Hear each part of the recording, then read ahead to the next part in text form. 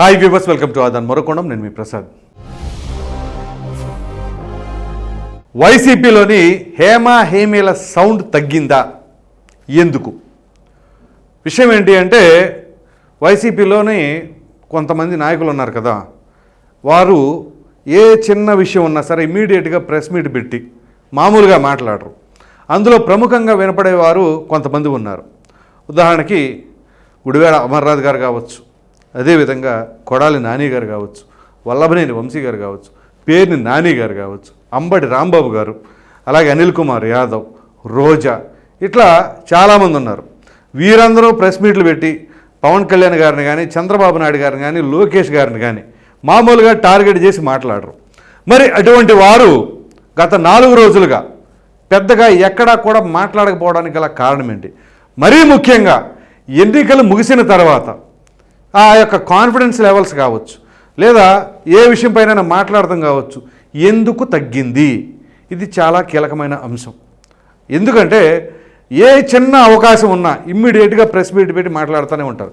సరే, ప్రజలకు ఉపయోగపడేవా కాదా అనే దానికంటే కూడా ప్రతిపక్షాలనే టార్గెట్గా చేసుకొని మాట్లాడుతూ ఉంటారు. మరి అటువంటి వారు ఉన్నట్టుండి ఎందుకని సైలెంట్ అయ్యారు? దీనికి అనేక రకాలైన కారణాలు ఉండవచ్చు.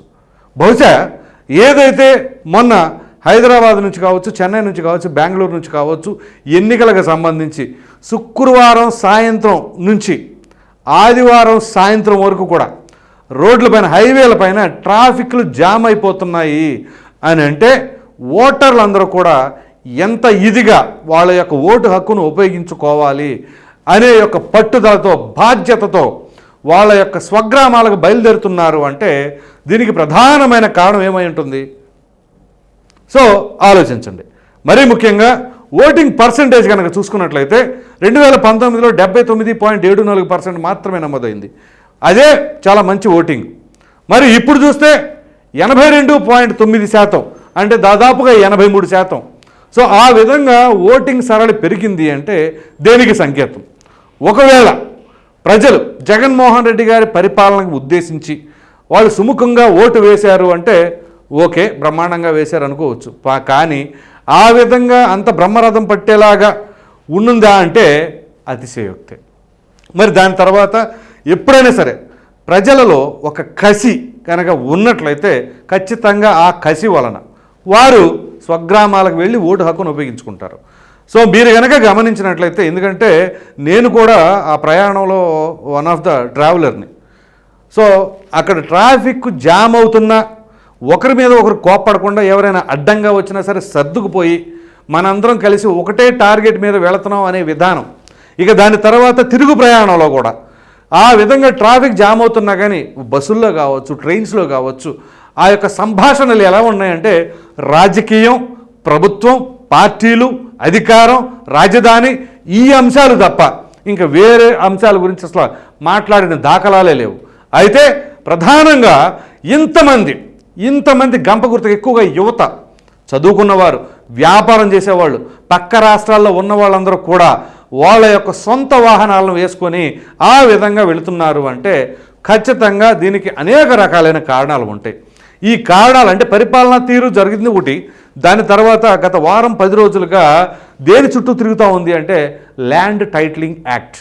ఈ ల్యాండ్ టైటిలింగ్ యాక్ట్ వాళ్ళ ఉద్దేశం ఏమిటో ఏమో తెలియదు, కానీ ప్రజలకైతే అర్థమైంది ఏంటి అంటే మా ఆస్తులకి భద్రత లేదు, మాకు ఉన్న ఆస్తులకి మరి రెక్కలు వచ్చేసి ఏమైనా అయిపోతుందేమో, సో ఖచ్చితంగా మన ఓటు హక్కును ఉపయోగించుకొని ఆ ఓటు ద్వారా మరి పార్టీలకి చెక్ పెట్టాలి అనే భావనలో ఉన్నట్లుగా అర్థం చేసుకోవచ్చు.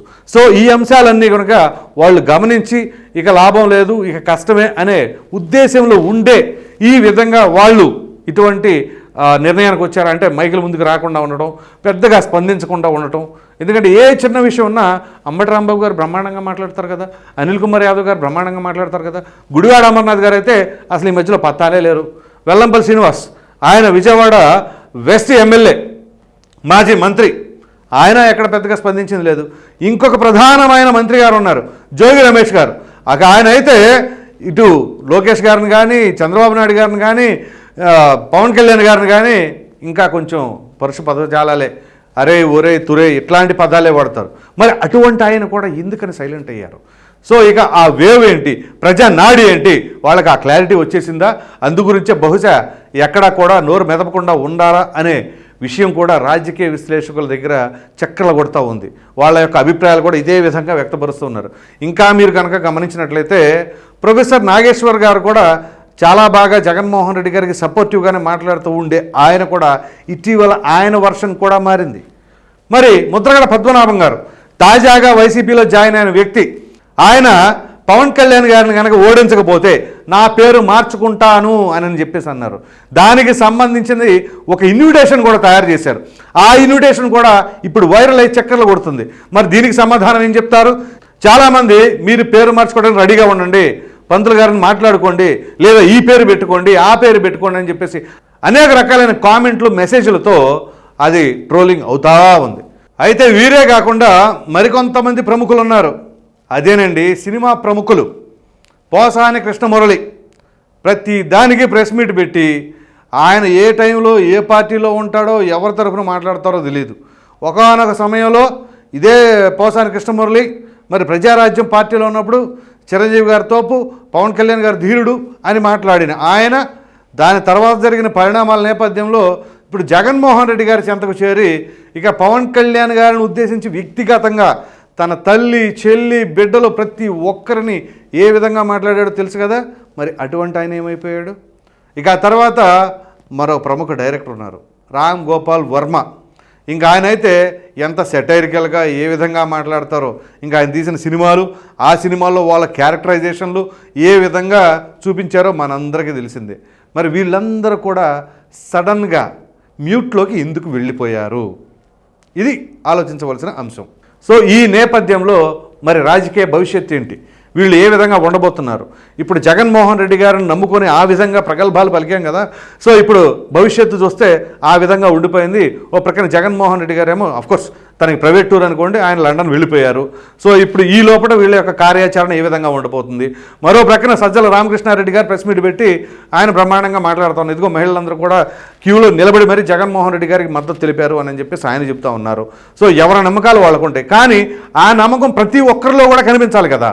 కానీ అదే కనిపించట్లే ఇక్కడ.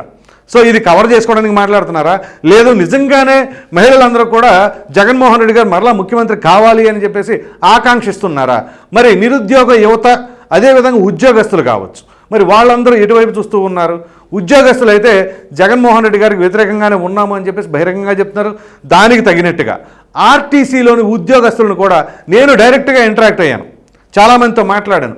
ఏంటి మీరు ఈసారి ఎటువైపు టర్న్ అవుతున్నారు, ఎవరికి సపోర్ట్ చేస్తున్నారు? ఎందుకంటే ఒక్కొక్క ఎన్నికలకు వచ్చినప్పుడు వాళ్ళు ఒక్కొక్క పార్టీకి మద్దతు తెలుపుతూ ఉంటారు ఆ యొక్క పరిపాలనా తీరును గమనించిన తర్వాత.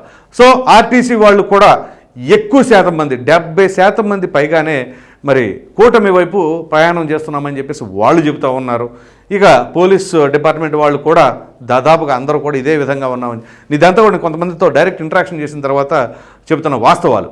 సో ఈ నేపథ్యంలో లేదు ఇదంతా ఫేక్ అని చెప్పేసి కొట్టిపారేసి వాళ్ళను వాళ్ళు ఏదో సమర్థించుకుంటూ ఉంటే మాత్రం ఇక దానికి ఎవరేం చెప్పలేం. కానీ రేపు 4వ తారీఖు వరకు మాత్రం వెయిట్ చేయాలి.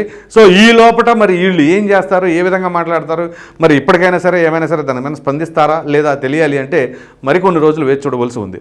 ఈ వీడియో కనుక మీకు నచ్చినట్లు లైక్ చేయండి, షేర్ చేయండి. అదేవిధంగా వైసీపీ నాయకుల్లోని హేమీలు వాళ్ళ సౌండ్లు తగ్గిందా అన్నదానిపైన మీ విలువైన అభిప్రాయాన్ని కామెంట్ రూపంలో ఖచ్చితంగా తెలియజేయండి. మరిన్ని వీడియోస్ కోసం మన ఆదాయం ఛానల్ సబ్స్క్రైబ్ చేయడం మాత్రం మర్చిపోకండి. Thank you.